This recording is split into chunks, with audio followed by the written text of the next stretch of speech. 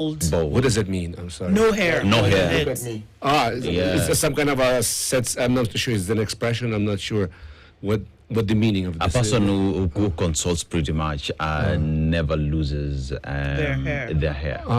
But I was just not sure what the question is. It's a proverb. It is It's a a proverb. I'm sorry, I'm lost, folks. In this idiomatic, can you ask me in a different way? I don't know what that means. Okay, so Andrew, it's a proverb that comes from a country, and we would like to hear what you think about the About proverb. the proverb.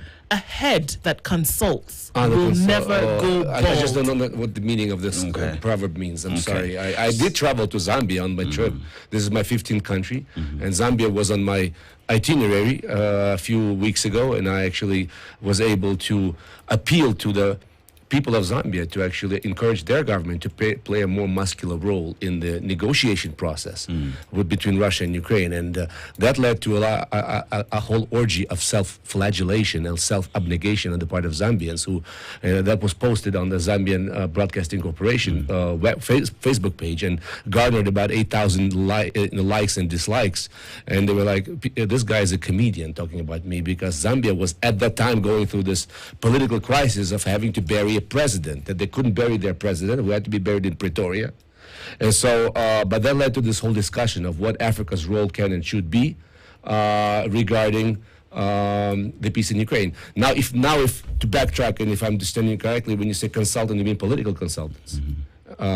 Yeah? It's up to you. It's up to you. Because I worked as a consultant on so-called K Street in Washington, D.C., and I actually helped people, convey their messages to American senators and congressmen for many years, and as you see, I'm still not bald yet, even though I've started graying on the temples of my head. I think I finally got out of this situation. Sorry, folks, I haven't had my coffee yet this morning. That so explains a lot. starting But I to- think you're on the right track because you still have hair on your head and you've consulted quite some. So I think you have interpreted the proverb Right. without knowing that you've interpreted the proverb.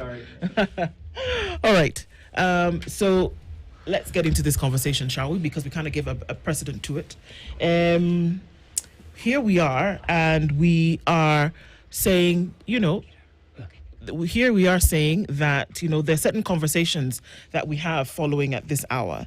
And it is clear that there are certain power games that are being played. The global power situation at the moment will have a lot of things to be said. We're obviously looking at Africa's strategic place in all of this. Let's come from the Ukraine war. When this started, some odd years ago, the question is, okay, so why should we bother, and what position do we play? Let's get some insights from you in terms of that. Right. Well, the war in Ukraine started 3.5 years ago, and of course it has not left any country unaffected. We're living, it's almost a truism, right? A banality to say that we're living in an interconnected world where, a war like this happens in a country that has been known as the breadbasket of the world since World War II at least, right? A country that provides a bulk of the world's grain, and the fluctuation in the price of grain that ensued after this war because of the blockade of the Ukrainian seaports and the inability to transport this grain led to significant deprivation on the part of people living, especially in poor countries. Some of the ones that I visited on this trip, like Malawi, Lesotho, Mozambique, where people live under $1 a day, and that means that makes a huge difference to those people. And I was traveling, and they were telling me that, gosh, Peter, this war could not have come at a worse moment. You go straight from COVID to this war, so that has led to immiseration of whole swaths of the population from Bangladesh to the African continent. And of course, now we're talking about the political aspect of it and the competing narratives, right, of this war. So there's like a battle for the hearts and minds of Africans of who to side with. And, as I said, in my 15th country, the story is not cut and dried in the countries that I visited. Some are more supportive of Ukraine. In other countries, Russian narratives prevail, truth to be told, right? I've met a lot of sympathy on the part of regular Africans who meet me on the streets of African cities. But then, for example, whenever there's a social media post made about my appearance, my interview, etc., just looking at the commentary, right, at the comments of people commenting on what I said, I can see that Russian, narratives also are very strong. throughout the continent, and part of my mission is to unpack those What arguments. what are those narratives? Like, for example, that Ukraine is at fault. It provoked Russia by being willing to join NATO, and so there's a culpability on the part of Western countries as well, who dragged Ukraine into this, or worse, are using Ukraine to weaken Russia. So that's been the argument, and I've been having to struggle with the argument, and we can just look at it, why I don't think that really it carries any water, simply because, let's just jump ahead, and we can talk about it later, the meeting between Trump and Putin in Alaska. Donald Trump has essentially promised to Russia that Ukraine will not be a member of NATO. So my question is, why isn't Putin wrapping up this war? I mean, you can say that he kind of was willing to meet with Trump, and he might be willing to do that. But so far, what we're seeing is the conditions being imposed on Ukraine for a peace agreement are capitulatory. Essentially, that would mean a loss of our sovereignty, disarmament of our army, a no on foreign policy choices of our own, Russian as the official language, and other things. Essentially, Ukraine would turn back into a colony of Russia, which brings me to my point that the war that Russia is leading in fighting in Ukraine against Ukraine is a neo-colonialist or neo-imperialist war of a former metropoly against a former colony to drag Ukraine back into its orbit. Okay. What has happened as a result of this war that has and what impact has it had on the people of Ukraine? Give us an example or a few of those. Well, first of all, let's start with the fact that when the war started, 6 to 7 million Ukrainians left Ukraine, mostly women and children.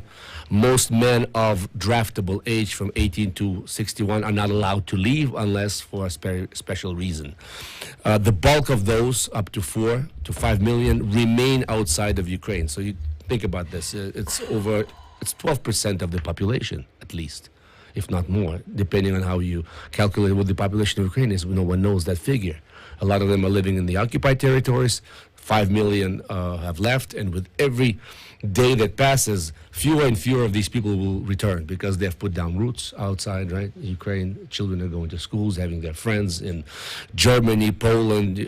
My own 2 kids left at the beginning of the war and are living in Japan, of all places, imagine, and they're fluent Japanese speakers now, and so multiply that by millions. Ukrainians are spread around the world. They've become sort of ambassadors of Ukraine, but what that means for Ukraine's eventual rebuilding is another story. As it's been said, you can win the war but lose the peace, right? This post-war reconstruction, it's been estimated that it would cost up to $1 trillion. Can you imagine? Most people wouldn't even know how many zeros follow that $1 trillion, $1,000 billion. Who is going to pay for that? All these questions remain unanswered. But before we even get to that, it's still too soon to speak. The war is still very much far from over. The destruction continues. Our cities are under constant bombardments by ballistic missiles and drones. Our enemy has ratcheted up its production of drones to the point where it can launch up to 700 drones in one night. That means people cowering, sleeping in subway stations in Kiev, the capital, for up to 10 hours.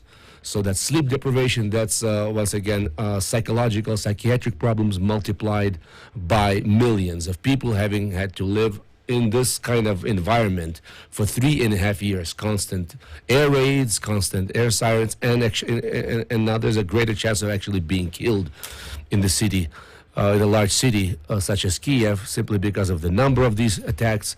And we've had a situation where we're running out of air defense systems, and America is showing, hesitation as to the continued support of our armed forces. Do you think they should?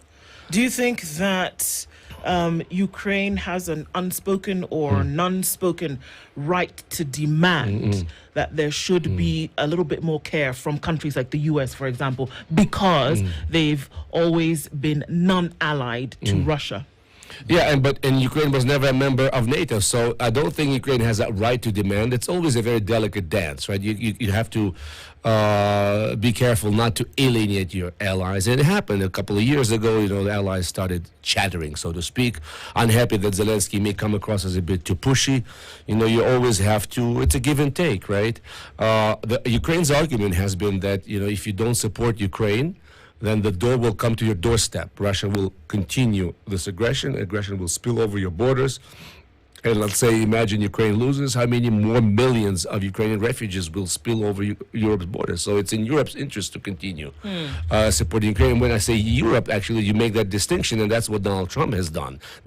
Even though I'm not a huge fan of his policies, let's put it on the table, he's been right about one thing. He actually, woke up some Europeans to the fact that it's their war, it's being waged on their continent. They have to bear the lion's share of the expense, right, for this war. So now they're working out a formula whereby America will be selling Ukraine weapons using Europe's money.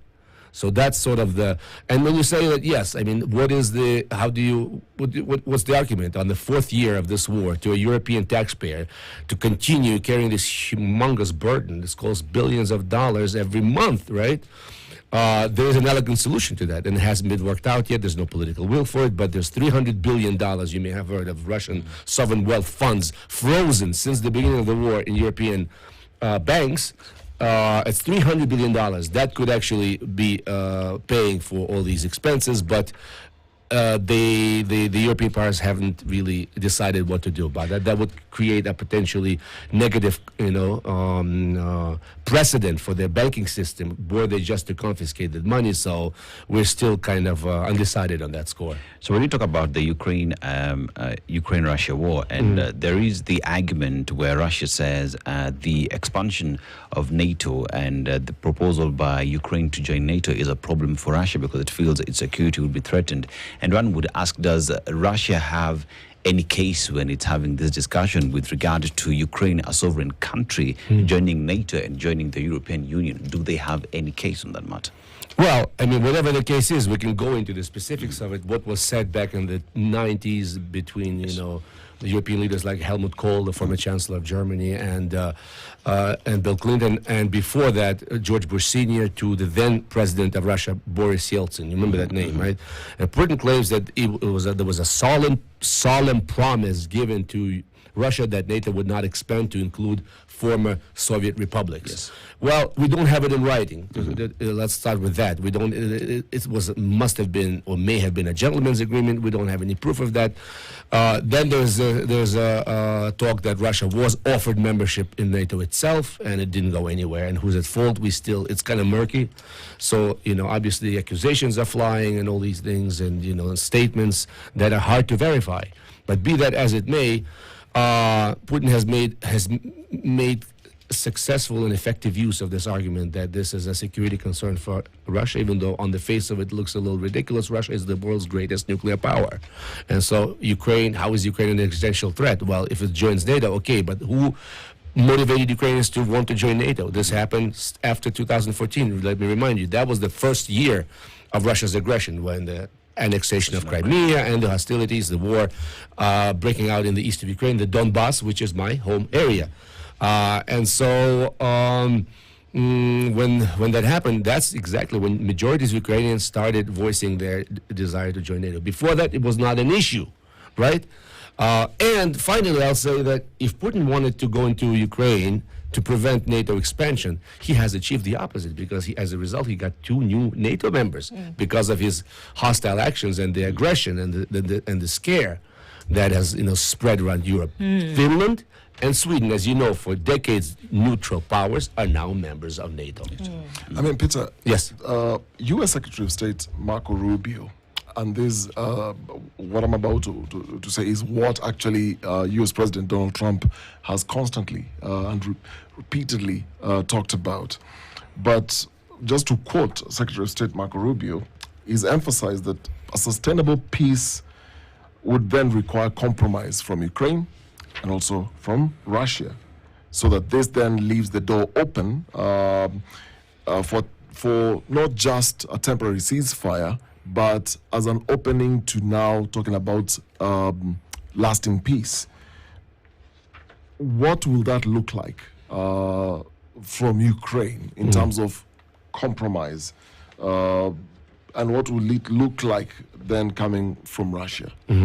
Well, so far, that's the irony of this. And after the summit in Alaska, we still don't see what concessions Putin may have agreed to or not agreed to. We don't have any information on that score, right? They say that the latest we have from Trump's personal envoy, Mr. Witkoff, his real estate buddy, who has nothing to do with diplomacy and does not seem to understand anything about Ukraine. It's just this kind of a slapdash, haphazard diplomacy between Israel and Ukraine, something that would require hundreds of hours and hundreds of professionals, now is being handled by individuals whose experience is in real estate and selling buildings, right, in New York City. Okay, be that as it may, he's now saying that Russia has conceded that it will not invade all of Ukraine, but just, take some of these territories, okay? And we're talking about the industrial hub of Ukraine, like those towns where I grew up, Slavyansk, Kramatorsk, that remain under Ukraine's control. So the formula we're seeing is that Ukraine will be swapping Ukrainian land for Ukrainian land. Very unfair, right? But more importantly, Russia will then be in possession of commanding heights. When you talk about the terrain, it will be even more advantageous position. Should it decide to say that, well, Ukraine broke the ceasefire or the peace agreement, we continue to attack. We need an extra miles of this zone sanitaire, right, to control of Ukraine's territory. And so Ukraine's fear is that Russia will continue. It's just a matter of time. Russia will continue rolling over more Ukraine's territory. It always breaks these agreements. It will break another one because our analysis remains unaltered. Putin is obsessed with the idea of controlling all of Ukraine. He does not care about bits and pieces of the territory. He may even stomach the idea of a nominally independent Ukraine, still a member of the UN, its flag, whatever, but de facto he wants control of Kiev. That means a new president. It means Zelensky out. He was someone pliable, someone like Lukashenko next door in Belarus, right, who would be subservient to Moscow, and a firm control of its foreign policy choices, Russian as like I said, as a state language, and a downsizing of the army. Like right now, we have about 1 million Ukrainian men and women under arms, right? He wants it down to under 100,000. Imagine, right? A country that would be completely unable to defend itself. So that's what we're talking about. And speaking of analysis, because you painted that picture, the Wall Street Journal reported that there are two scenarios or outcomes out of this conflict. The first one is a situation where you have partition with protection. You spoke about Putin wanting to take apart the industrial part of Ukraine. And the idea is having war lines becoming frozen, with Ukraine then ceding 20% of its territory. The rest of the country then secured via Western-backed defenses and international guarantees, akin to what we then had with the Korean Mystic model. That is one scenario. The second scenario is now partition with subordination. This is where now Ukraine remains nominally intact, but heavily influenced by Russian pressure. Out of these two, what do you think is the likely outcome? Well, the last one is probably out of the question because Ukraine will not be able to regain under current circumstances all of this territory back, because Putin has already proclaimed, right, he's pushed through its parliament, rubber stamp parliament, the idea that these four currently occupied parts of these oblasts, these regions, are already part of Russia, proper, under the constitution. And so that would be unconstitutional for them to be returning it to Ukraine. I just don't see how it would work. And the first one you mentioned is the 20% of the territory. That could be something might be considered, subject to some future referendum, because acknowledging de jure Russia's control over these territories sets a very bad precedent for the world, right? It breaks with the international norms and standards. De facto is another thing. It may be considered, I don't want to speculate on that because it's also against Ukrainian law to be considering giving up Ukrainian land. But when you said 20%, that's precisely what I was referring to before. Putin is demanding that Ukraine cede more territory in addition to that 20%. He wants to complete the takeover of these four areas, but parts of them are still under Ukraine's control. So he wants Ukrainians to leave them voluntarily. And those are precisely the areas where the big cities, big towns, and industrial, factories and plants remain. So that's what's happening, and that's considered very unfair. There's opposition to that, and apparently even within the U.S. establishment. I don't think everyone is on board. Far from it. Most Republicans remain supporters of Ukraine, and Democrats. And so Trump is going against the grain of his own party. If you remember, going back to the Cold War era, the biggest hawks were the Republicans, not the Dems. Now, sides have changed. Right now, it's the Democrats who are supposed to be the hawks, but they're completely. They've been immobilized, right, by this onrush of Trump and his MAGA movement. So there's a lot of confusion around this. Indeed. And of course, the Europeans are very much against the idea, and that's why they're traveling with Zelensky to the White House as we speak today. There will be trouble. It's still very early or like late at night in Europe. Well, I'm confused now because I'm thinking I divide my time between Ukraine, early morning. But in Washington precisely. Washington is still not morning; it's still night. But they will be traveling. Zelensky will be meeting with Trump, and apparently afterwards they will convene in one meeting with Zelensky together with the leaders of France, Germany, and UK. All right, let's take a break at this point and we'll come back and we'll continue with this conversation. Peter Zalmayev is the director of the Eurasia Democracy Initiative. We're having a conversation and going geopolitical this morning. Global power games, what's being played. We're going to come back from this break and look into why then it matters to Africa and look at more of that as we come back from this. It's the Situation Room, Kenya's biggest conversation this Monday morning, where I need to remind you that wealth protection and portfolio management is important because it keeps a lot of people up at night. The idea that everything that you've worked for could be lost through poor... This is the Situation Room, the only way to start your day.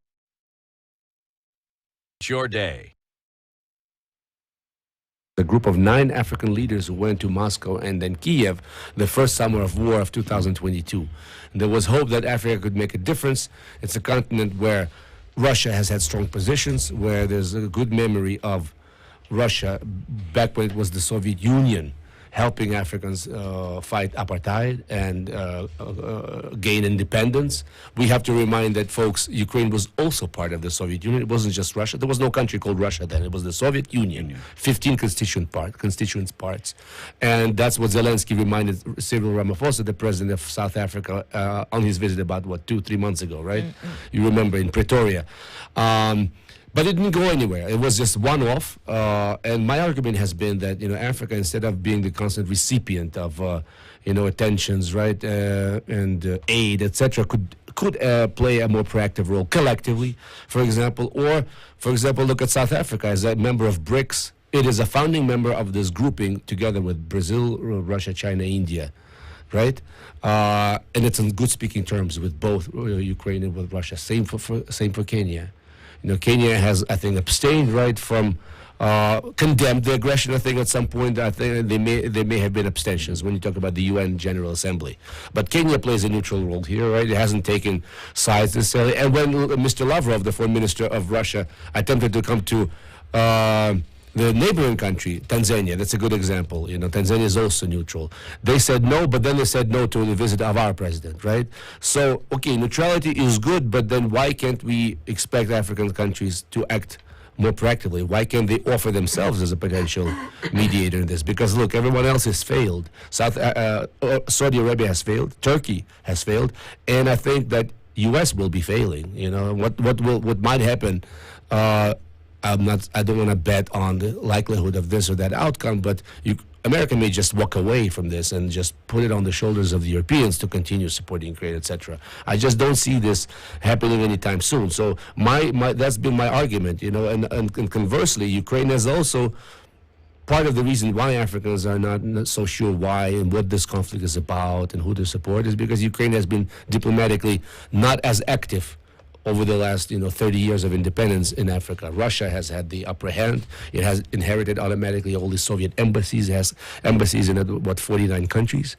But Ukraine has been picking up significantly. It's opened up 10 new embassies in Africa since the war started. Imagine, right? Times of war, and a country opens 10 embassies on the African continent. It's unheard of, right?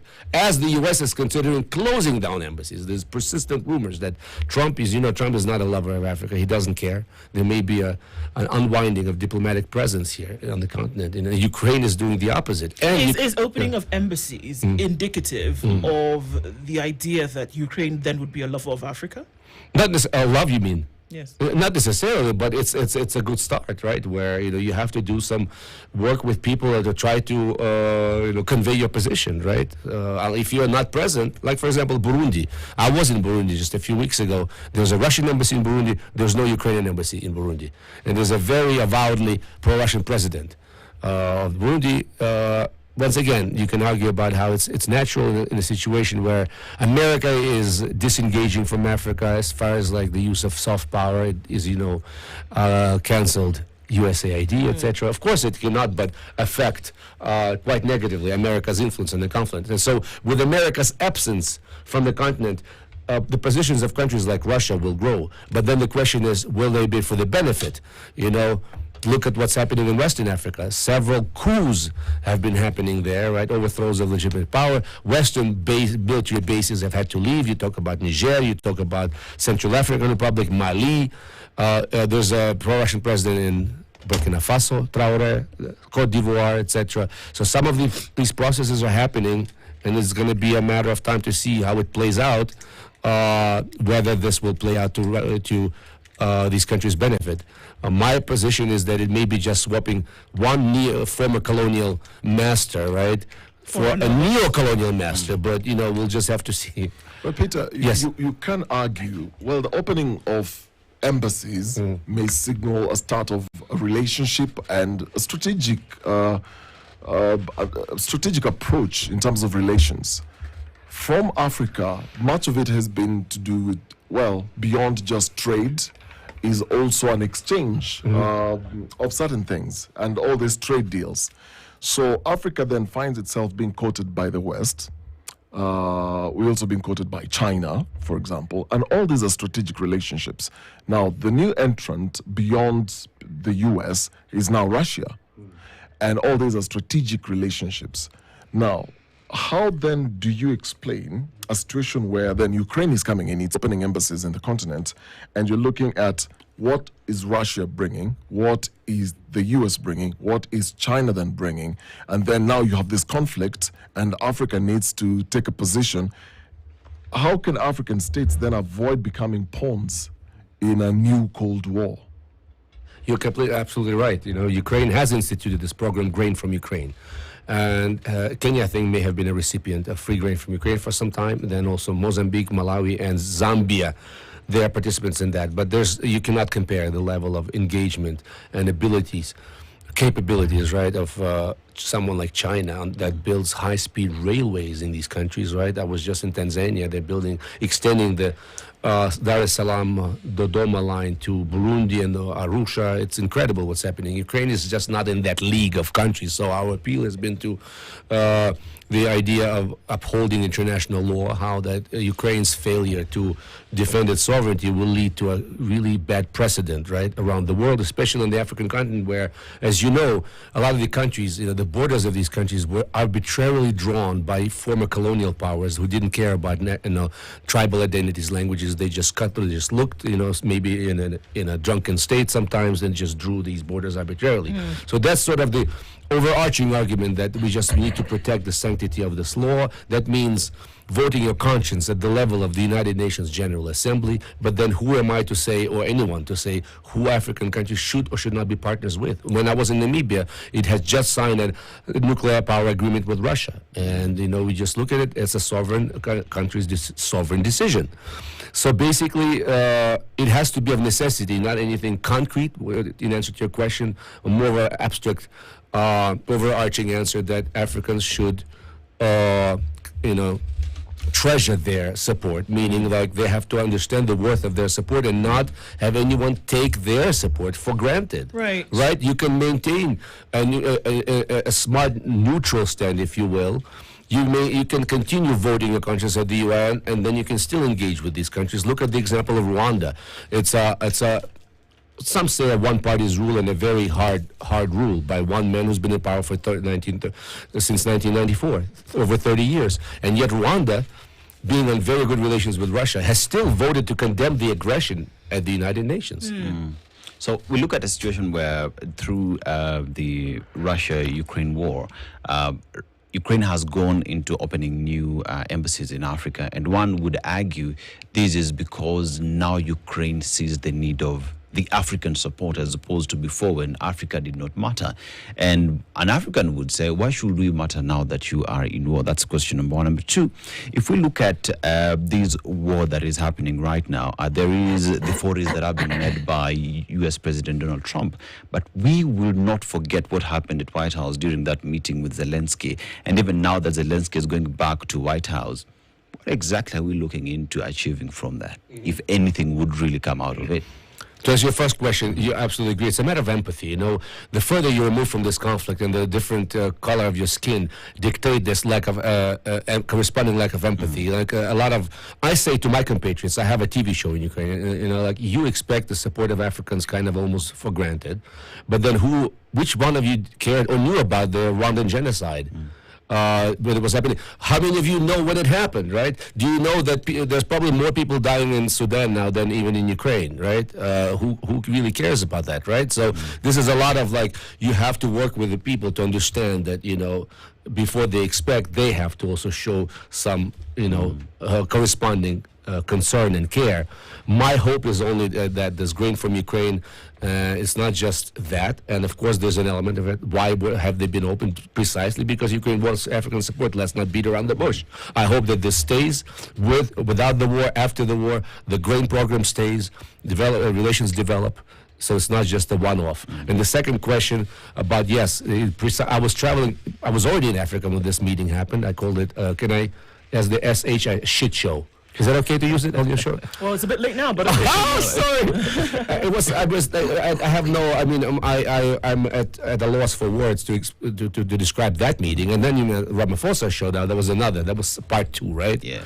Like, you know, beat up session at the White House. That scored a lot of sympathy points for Zelensky in Africa. People said, you just don't treat guests like that. You know, I guess North Americans have lost that respect of guests, which still remains in more traditional cultures like Asia and Africa, right, or Ukraine. But be that it happened, what happened, yes, and that's why I think Trump wants to meet with Zelensky first, one-on-one. He thinks that he can just sort of press him or pressure him into these concessions. He is a believer in that, you know, might makes right, and Ukraine is not in the same league with Russia and America. And remember, he proclaimed Russia power number 2 after America just the other day. I think China and India would have an issue with that, right? But he's exhibiting these, hallmarks of a old school leader who does not really believe in institutions and, you know, the power of the smaller countries, etc. So I'm very, very concerned about this meeting coming up and what peace will be attempted to be imposed on us. Sure. There's a theory in international relations called game theory, which is that when you look at the relations between nations, it is clear that everybody is operating and acting in their own strategic manner.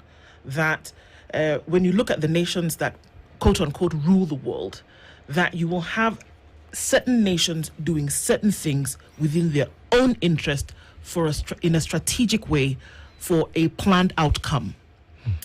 And we today are seeing a more salient conflict that is playing out on the African continent. That world powers, though not in exact armed conflict, are still scavenging for global power, but they're looking for support from the African continent. A similar thing has happened previously. We see the same thing playing out again in 2025. And so questions will be asked around what difference is being made now. And I would say the difference is that Africa's eyes are open and aware of the fact that conflicts that are being played out in other parts of the world are being represented and living out on the African continent. And so previously, Africa's opinion was never requested about what people wanted to do. So why today would Africa say, well, okay, I'm going to throw my support behind one or two nations? Because it's not about feelings. Andrew. It's not about emotions. It's about what nations are trying to achieve. And would they have requested the knowledge or attention of Africa if it didn't suit their own personal interest? That's true. So is there anything beyond personal interest here? So when everybody wants to court Africa again, it's not really about for the development or betterment of the continent. It's again going back to strategic game theory about their personal interest. Should we see beyond that? You're absolutely right, and what we're seeing actually this play for the hearts and minds of Africans, etc. You can look at it cynically. Once again, I have to make that appeal to the international law that it will have long-lasting consequences if we live in this dog-eat-dog world, right? With might makes right. This is a larger argument that may not have that immediacy to a lot of people, right? And also in the absence, once again, of a much more present U.S. on the continent, right? If it's disengaging as a upholder of liberal democratic norms, right?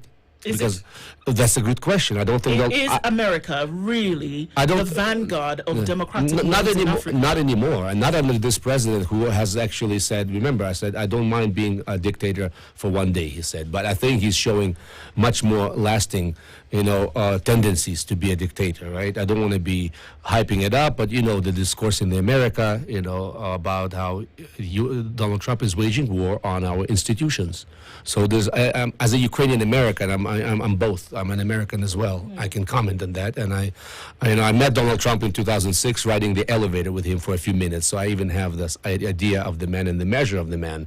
The fact that they elected it in 2016, this man, but is one thing. But that they re-elected him after everything we knew about him, that says something about America and where it's going. And the world is kind of adrift. And yes, there will be African countries drifting this way or that way. I just hope that some people are able to see these things for what they are. And in fact, I'm discovering way more sanity right now, politically speaking, on the African continent than I'm seeing either in my part of the world or in America or in Western democracies. Soon we'll be in a situation where Africa will be the roles will be reversed, and Africa will be preaching sanity in politics, bipartisanship, all these things. So far Africa has been able to avoid the worst scourges of populism that we've seen in Europe. I know it's a very roundabout way of saying things. Ultimately, you're absolutely right. It's hard to make an argument why it should support this country or that, or should care about this war or not. For me, it's an educational role that I'm playing, just to lay the cards on the table, why some arguments don't hold water, why some do, and let the people decide where their sympathies lie. Does Ukraine have any might? Because we're looking at, again, two sides of a war. It's not a conflict, it's not friction, it's a war that's currently going on. But it would appear as though and of course, you've talked about the fact that Russia being a world power, a world nuclear power, the greatest in the world, nuclear-wise, and then also, with the likes of Putin as president. Is Ukraine powerless? Well, listen, Putin went into Ukraine, remember, when it happened, February 24th, 2022. As he was making that announcement, bombs started falling right there. I woke up with the bombs as Putin was speaking. I remember that moment, the worst day of my life, the scariest day of my life. He expected to march into Kiev within 3 to 7 business days. 3.5 years later, we're still here. Yes, you can say we would not have been able to do it without Western support, for sure. But still, it's not, these bombs don't shoot themselves. These, HIMARS missiles don't launch themselves, right? And these, you have to have manpower. This country has been resisting this invasion. I don't think any European country in Ukraine's position would have been able to do the same. And there's actually statistics to back it up. The Bundeswehr, the German army, would have lasted not more than a week against the Russian army. Ukrainians took on the worst, the biggest nuclear colossus, and it's still there, 3.5 years, right? So Ukraine now has, with everything that's happening still, Russia, of course, outmatches it with resources, with manpower, etc., with its allies. Europeans are not ready to step in with boots on the ground. look at Russia's allies, North Korea, and they've sent 15,000 troops, right? So Ukraine is not powerless. But Ukraine has still Europe's largest army. If you don't, Russia apart, Ukraine has the best army, the most battle-hardened army of Europe. So the question now is, if Ukraine were to fall, imagine that sort of resource would automatically become Russia's. And Russia would become a predominant power and would then stand to threaten the European continent. So it's for Europeans to decide whether they want Ukraine's army on their side, or whether the Ukrainian army eventually will be recruited, will be either run into exile, some of them will be killed, sent to the Gulag in Siberia, but a lot of the Ukrainians will then be fighting for Russia. That is, and my argument has been, this will be the end, the sort of the siren song of Europe as a continent, as an idea, as a liberal democratic idea. Those stars you see on against the background of deep blue will be no more. It'll just remain on paper. Europe will disappear. The idea of the West will disappear.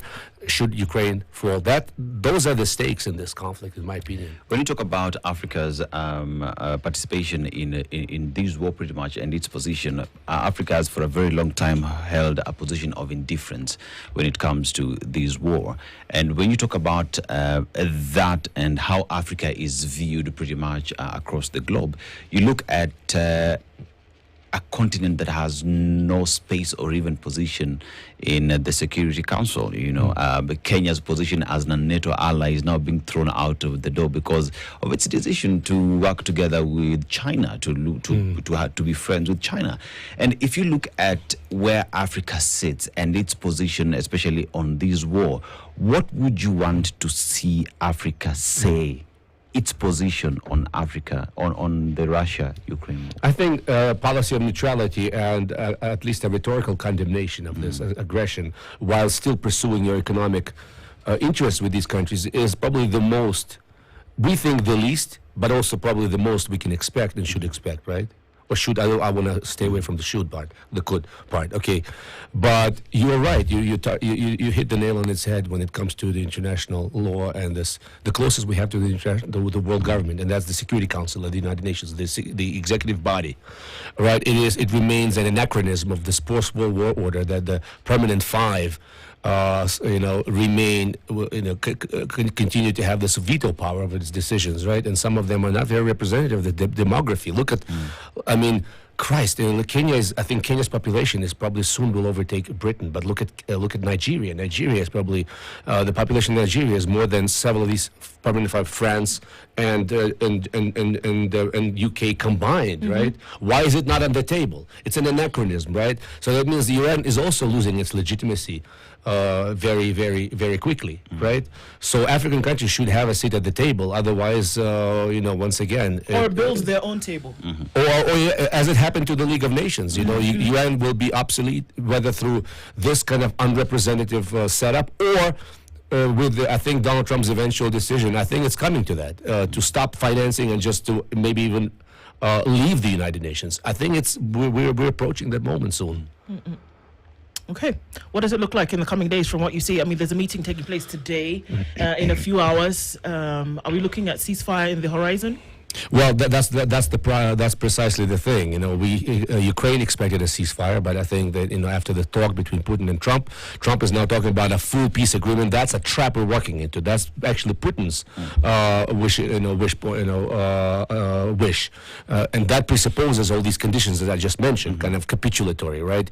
So, in the absence of a peace agreement, it seems like Putin has been given carte blanche to continue bombing Ukraine, whilst there's some kind of eventual and large peace agreement that we're still far from formulating. Very many unknowns in this process. We'll be, holding our breath for today.